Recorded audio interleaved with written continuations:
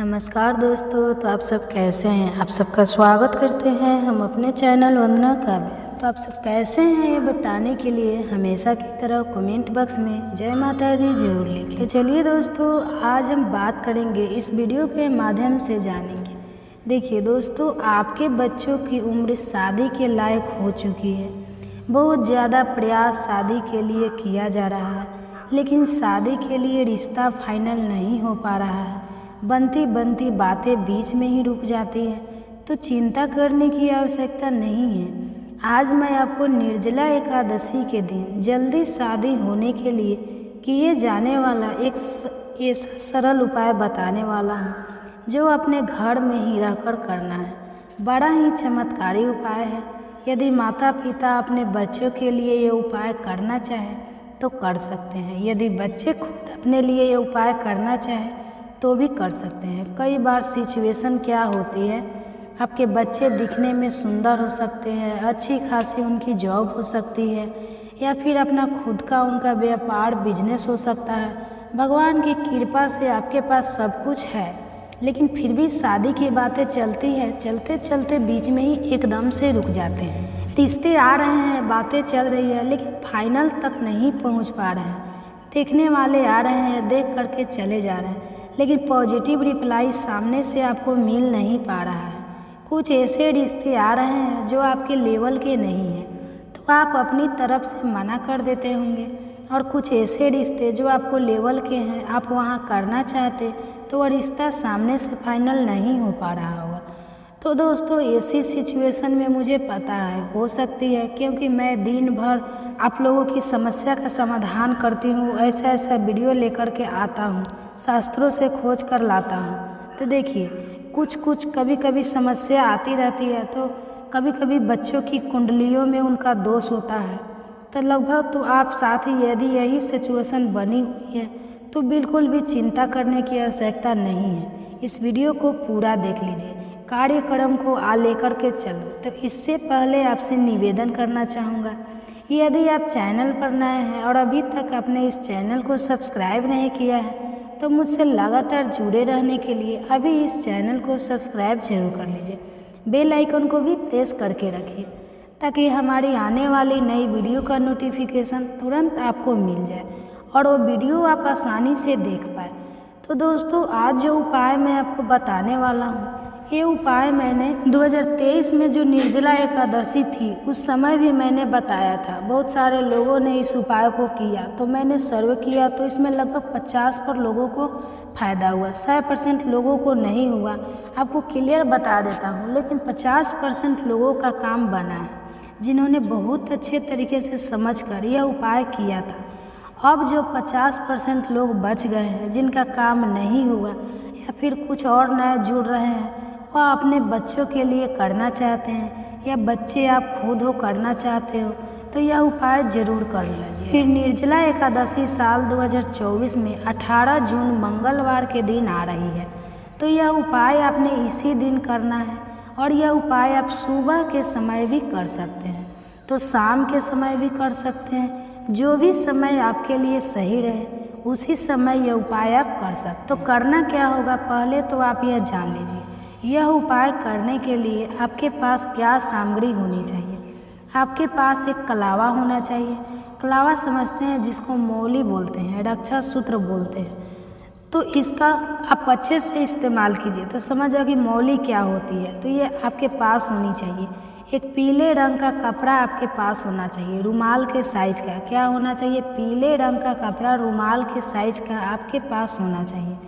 और एक red colour का स्केच पेन आपके पास होना चाहिए, यानी कि लाल रंग का जो स्केच पेन होता है वो आपके पास होना चाहिए। और 2 हल्दी की गांठ आपके पास होनी चाहिए। तो यह सामग्री आपके पास होनी चाहिए। यह उपाय करने के लिए तो ये सारी सामग्री लेकर के आपके घर का जो पूजा मंदिर है वहाँ पर जाकर के आपने बैठ जाना है। देखिए, यह उपाय करने से पहले आपको नहाना होगा, स्नान करना होगा। स्नान करने के बाद ही यह उपाय आपसे करना है। तो आपके घर का जो पूजा मंदिर है वहाँ पर जाकर के बैठ जाइए। जाकर के सबसे पहले एक शुद्ध देसी घी का दीपक आप जला लीजिए, अब यह जो पीले रंग का कपड़ा है, यह कपड़ा आप आपके घर का जो पूजा मंदिर है वहाँ पर बिछा लीजिए। देखिए, यदि आपके घर का जो पूजा मंदिर है वो बहुत ज़्यादा बड़ा नहीं है, कपड़ा बिछाने की उसके अंदर जगह नहीं है, तो फिर आप एक काम कर सकते हो, कोई भी चौकी ले सकते हो। उस चौकी पर भी यह पीले रंग का कपड़ा जो रुमाल के साइज का मैंने आपको बताया था, इसको आप बिछा लीजिए और यह जो हल्दी की 2 गांठें हैं इस कपड़े पर ही रख लीजिए। अब सबसे पहले गणपति जी महाराज से प्रार्थना कीजिए कि हे गणपति जी महाराज, आज मैं यह उपाय करने वाला हूँ या करवाने वाला हूँ। देखिए दोस्तों, सबसे पहले कोई भी काम करने से पहले, कोई भी भगवान के सामने हाथ जोड़ने से पहले आपके मन में पूरे तरह से विश्वास होना चाहिए कि हाँ, हम ये कर रहे हैं, ये होगा। बिना विश्वास का कुछ नहीं है, तो विश्वास आपको करना होगा। तो अपने लिए, अपने बच्चे के लिए, तो इसमें आप मुझे सफलता दिलाना। तो ऐसी प्रार्थना गणपति जी महाराज से करने के बाद अपने हल्दी की ये गांठ को उठाना है और हल्दी की ये गांठ पर रेड कलर का जो स्केच पेन मैंने आपको बताया था उसकी सहायता से नाम लिखना है। किसका नाम लिखना है? जिसके लिए ये उपाय किया जा रहा है। यदि आप माता पिता है, अपने बच्चे के लिए कर रही है तो अपने बच्चे का नाम लिख लेना है। लड़की के लिए कर रही है तो लड़की का, लड़के के लिए कर रही है तो लड़के का, और यदि आप खुद बच्चे कर रहे हैं अपने लिए तो अपना नाम लिख लीजिए और उस हल्दी की गांठ को उस पीले रंग के कपड़े पर ही रख दीजिए। इसके बाद दूसरी हल्दी की गांठ उठानी है। दूसरी हल्दी की गांठ पर क्या लिखना है? जीवन साथी लाइफ पार्टनर। अपने हिंदी में ही लिखना है जीवन साथी। अब 2 हल्दी की गांठें इकट्ठी इस प्रकार से पकड़ के जो कलावा मैंने बताया है वह कलावा इनके ऊपर लपेट दीजिए। दोनों हल्दी की गांठों को अच्छे से बांध दीजिए और यह जो लपेटा है यह आपने 7 बार लगा देना है। इतना आपको समझ में आ गया। अब यह लपेटा लगाने के बाद उसी पीले रंग के कपड़े में इसको आप रख दीजिए और एक मंत्र का जाप कीजिए। मंत्र क्या है देख लीजिए। ओम नमो भगवते वासुदेवाय, ओम नमो भगवते वासुदेवाय, ओम नमो भगवते वासुदेवाय। इस मंत्र का जाप आपने 108 बार करना है। देखिए, विष्णु भगवान को ना 108 बार का शब्द बहुत ही पसंद है, तो 108 बार आपको करना है। यदि आपके घर में माला है तो माला की सहायता से कर दीजिए एक माला, और यदि माला नहीं है तो अपनी अंगुलियों पर ही 108 बार गिनकर इस मंत्र का जाप कर दें। तो 108 बार मंत्र का जाप करने के बाद श्री विष्णु भगवान से प्रार्थना करनी है। प्रार्थना भाव से हृदय से आपकी जो मनोकामना है वह आपने बतानी है। इसके बाद आपने यह जो हल्दी की गांठ पीले रंग के कपड़े के ऊपर रखी हुई है, इनको पीले रंग के कपड़े में ही बांध देना है। एक पोटली बना लेनी है। यह पोटली बना गई, यहाँ तक आपको शायद समझ में आ गया। यदि नहीं आया है तो यहीं से आप एक बार वीडियो को दोबारा से देख लीजिए ताकि आपको अच्छे से समझ में आ जाए। अब इस पोटली का क्या करना है इसको ध्यान से सुनें। आपके जो बच्चे हैं जिसके लिए आपने ये उपाय किया है, तो वह जब वह रात को सोते हैं तो आपने इस पोटली को तकिए के नीचे रख देना है। रात को सोते समय आपका बच्चा इस पोटली को तकिए के नीचे रख के सोए, और यदि आप बच्चे खुद कर रहे हैं तो खुद यह पोटली अपने तकिए के नीचे रख कर लेनी है और सोते समय अपने तकिए के नीचे रख के ही इसको सोना है। और सुबह होने के बाद इस पोटली को वहाँ से उठाना है और कहीं भी सुरक्षित स्थान पर रख देना है। अगले दिन फिर से आप सोने जाओ तो फिर अपने तकिए के नीचे रख लेना है और अगली सुबह फिर आपने कहीं सुरक्षित स्थान पर रख देना है। तो इस प्रकार से यह पोटली अपने अपने तकिए के नीचे रखकर सोना शुरू कर दें। अब यहाँ पर एक समस्या और बन सकती है।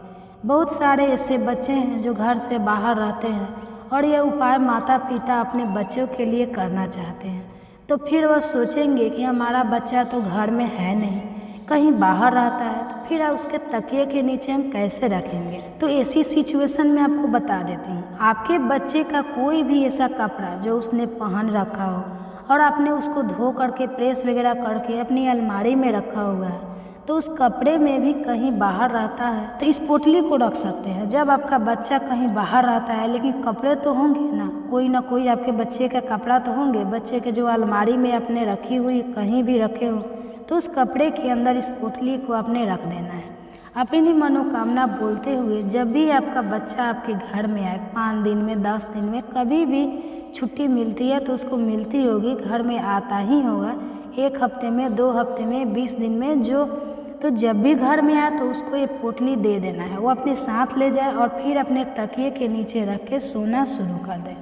और यदि आपका बच्चा बहुत ज़्यादा दूर रहता है, 1 महीने में, 2 महीने में, 6 महीने में आता है, तो फिर आप कपड़े के अंदर ही इस पोटली को रहने दीजिए। तो यह जो क्रिया मैंने बताई है, 41 दिन तक ये पोटली आपने ऐसे ही रखनी है। तकिए के नीचे यदि रखो तो तकिए के नीचे 41 दिन तक आपने रखना है इसको। और यदि आपने कपड़ों में रखी हुई है अलमारी के अंदर, तो बच्चे बाहर है तो पोटली को कपड़े के अंदर ही मतलब रहने दें। 41 दिन तक आपने ऐसे ही इसको रख देना है।